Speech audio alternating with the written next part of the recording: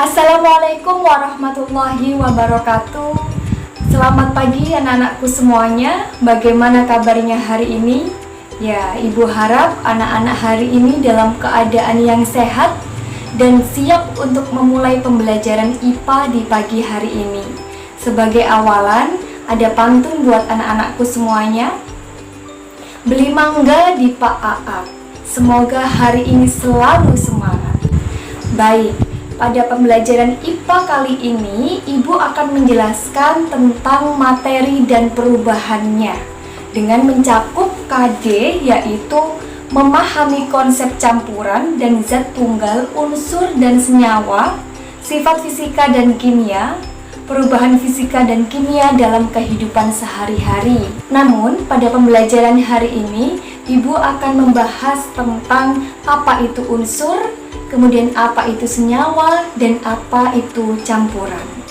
Baik, yang pertama yakni klasifikasi materi. Apa itu materi? Materi adalah segala sesuatu yang menempati ruang dan massa. Materi dibagi menjadi 3. Yang pertama unsur, kemudian senyawa, dan yang ketiga adalah campuran. Yang pertama kita nanti akan membahas terkait unsur. Apa itu unsur? Unsur adalah bentuk paling sederhana dari suatu zat yang hanya terdiri dari satu atom. Misalnya, sepotong besi dapat mengandung berjuta-juta bahkan bertriliun atom besi. Contohnya di sini yang Ibu gambarkan adalah 2 atom oksigen dan 2 atom hidrogen. Ya, selanjutnya yakni aturan penulisan unsur. 1. Penulisan lambang unsur pada zaman alkimia. Nah, di sini disajikan bahwa lambang unsur ada besi, lambangnya demikian. Kemudian di sini ada zinc, perak, dan lain sebagainya. Anak-anakku bisa melihat pada layar video berikut dan juga bisa dilihat di LKS-nya masing-masing. Selanjutnya yakni penulisan lambang unsur menurut Dalton. Nah, di sini Dalton menuliskan lambang unsur dengan bentuk demikian, seperti karbon bentuknya satu lingkaran penuh warna hitam, hidrogen, belerang, dan platina. Dalton menyantumkan lambang unsur seperti air dalam lambang unsur. Pada saat itu diketahui bahwa air merupakan unsur hidrogen dan unsur oksigen. Jadi, lambang air adalah gabungan dari lambang oksigen dengan gabungan dari lambang air. Yang ketiga, penulisan lambang unsur menurut Berzelius. Yang pertama ada lambang unsur 1 huruf, yang kedua ada lambang unsur 2 huruf. Maksudnya seperti apa? Coba dilihat dalam penyajian video ini. Di sini terdapat hidrogen. Nama unsurnya hidrogen, maka kita dapat menuliskan lambang hidrogen dengan huruf H. Kemudian bagaimana dengan unsur yang 2 huruf? Kita dapat menuliskan menjadi 2 huruf. Misalnya di sini ada yaitu natrium. Kita bisa menuliskan lambang unsur natrium dengan huruf N besar dan A kecil. Selanjutnya, macam-macam unsur. Kita bisa mengetahui macam-macam unsur dengan melihat tabel periodik unsur sebagai berikut ini. Anak-anakku bisa melihat tabel periodik unsur ini di Google atau bisa beli di toko terdekat, yaitu namanya susunan berkala.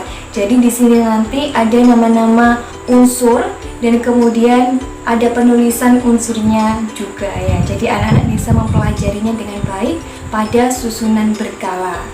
Selanjutnya yakni senyawa. Senyawa adalah zat yang tersusun atas 2 unsur atau lebih yang berbeda dan bisa diuraikan menjadi zat yang lebih sederhana melalui suatu reaksi kimia.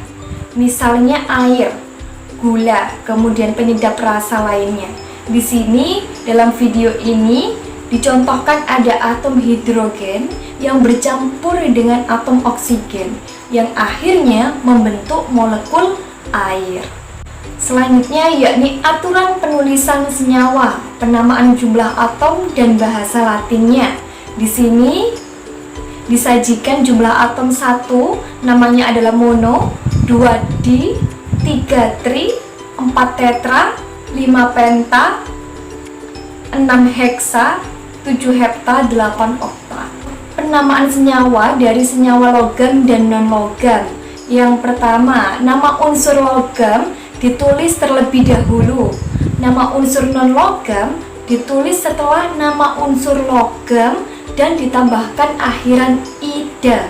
Di sini terdapat contoh, misalkan NaCl disusun oleh natrium.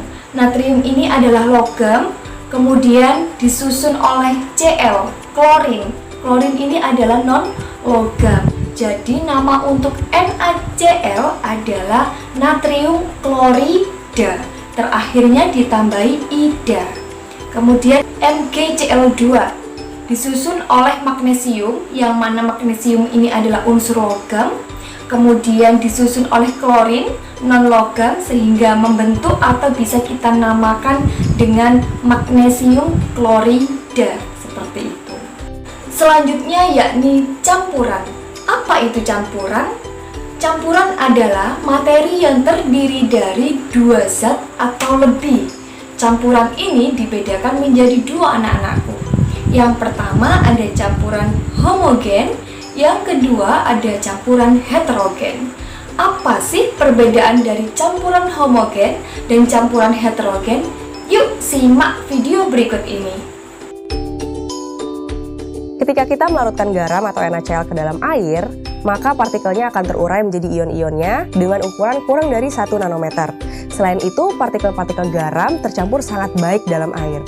Hal inilah yang menyebabkan kenapa setelah garam terlarut, kristal-kristal garam tidak lagi terlihat dalam campuran atau larutan menjadi jernih. Kemudian bagaimana dengan campuran air dan pasir? Ketika pasir dicampurkan dengan air, ternyata pasir tetap berada dalam padatannya dengan ukuran partikel besar yaitu lebih dari 100 nanometer dan pasir tidak dapat terlarut dan tercampur baik dengan air. Inilah mengapa pasir mengendap di bagian bawah tabung. Nah teman-teman, campuran antara garam dengan air yang terlarut sangat baik dengan ukuran partikel kurang dari 1 nanometer disebut sebagai campuran homogen. Ingat ya, di bawah 1 nanometer, campuran homogen juga disebut sebagai larutan. Sedangkan campuran antara pasir dengan air tidak dapat terlarut, ukuran partikelnya lebih dari 100 nanometer. Disebut sebagai campuran heterogen. Ingat ya, di atas 100 nanometer. Campuran heterogen ini juga disebut sebagai suspensi. Ya, baik anak-anakku, itu tadi video pembelajaran yang terakhir tentang materi dan perubahannya, lebih tepatnya tentang unsur, senyawa, dan juga campuran. Untuk bisa mendalami materi kali ini, anak-anakku diminta untuk menyelesaikan latihan soal berikut ini. Terdapat 4 soal dan anak-anakku harus bisa menjawab dengan baik dan dikumpulkan di Microsoft Teams seperti biasanya. Sekian dari Bu Ade, kurang lebihnya mohon maaf. Semoga hari ini menyenangkan, semoga pembelajaran hari ini juga bermanfaat untuk anak-anakku semua. Sekian, wassalamualaikum warahmatullahi wabarakatuh.